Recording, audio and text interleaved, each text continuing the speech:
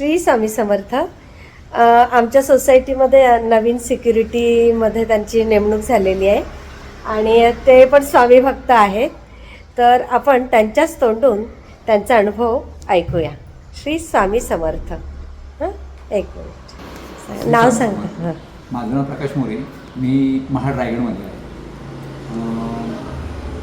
सगळ्यात प्रथमचा अनुभव म्हटला म्हणजे मला आता माझ्या अंगावरून शहारत आहे आणि मला गहिवरून पण येत आहे की स्वामींचं एक ब्रीदवाक्य आहे की भिवू नकोस तुझ्या पाठीशी आणि खरं गेले. मी माझ्या लग्नाच्या अगोदर माझं सगळं लग्न 2005चं लग्न, पण 2005च्या लग्नाच्या अगोदर मी फक्त गणपती, आराध्य देव गणपती मला गणपती म्हणायचो, कारण मी पुण्यात राहणार होतो. पुण्यात किर्लोस्कर डिजिटल आणि इंजिनिअरला मी जॉबला होतो, त्यामुळे दगडूशेठला मी प्रत्येक मंगळवारी जायचो.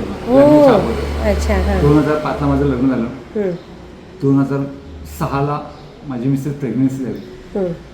2006मध्ये 4 ऑगस्ट 2006ला माझ्या मिसेसला प्रेग्नन्सीसाठी हॉस्पिटलला ॲडमिट केलं. अच्छा अच्छा. हां, ॲडमिट केल्यानंतर डॉक्टरांनी डिक्लेअर केलं की बाळ मृत आहे.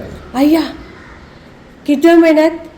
9व्या महिन्यात, 9 महिने होऊन 10 दिवस झाले. 10 आई गो. आणि त्यावेळेस सांगितलं मृत सांगितलं डॉक्टरांनी. आणि आमचे महाडमध्ये नावाजलेले डॉक्टर जगताप म्हणून होते. हां, तर त्यांनी ते डिक्लेरेशन केलं आणि त्यांनी सांगितलं की मी कुठलं तरी एक जीव वाचवू शकतो. हां हां.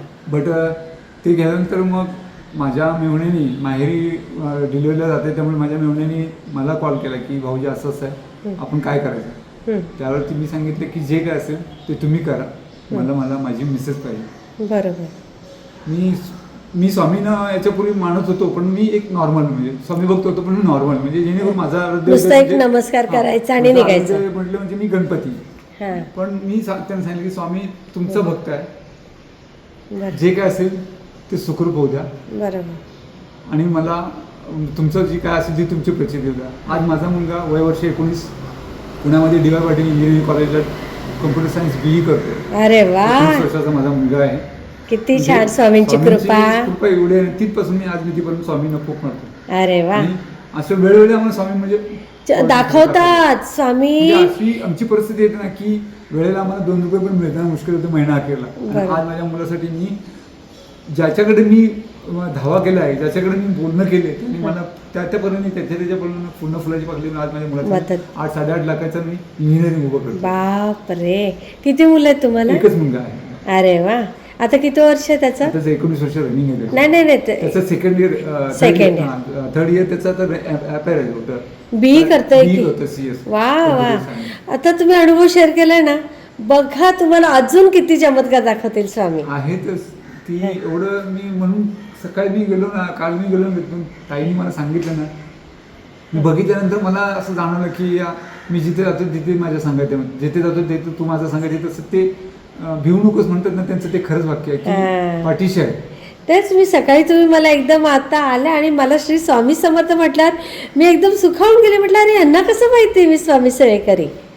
आणि खूप छान वाटलं, खूप छान वाटलं. माझी भाची सुद्धा आहे अंबरनाथमध्ये, शमिका दरेकर म्हणून आहे, ती सुद्धा स्वामी भक्त आहे.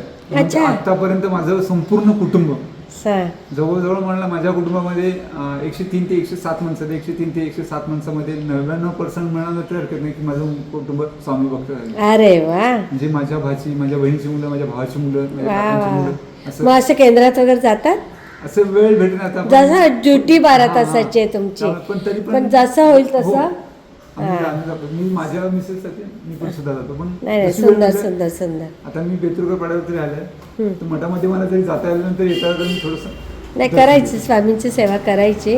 खूप त्याच्यातनं तुम्हाला फळ मिळणार आहे. पण बरं वाटलं मला स्वामी सेवेकरी. आता खूप छान, खूप छान. हां, श्री स्वामी समर्थ.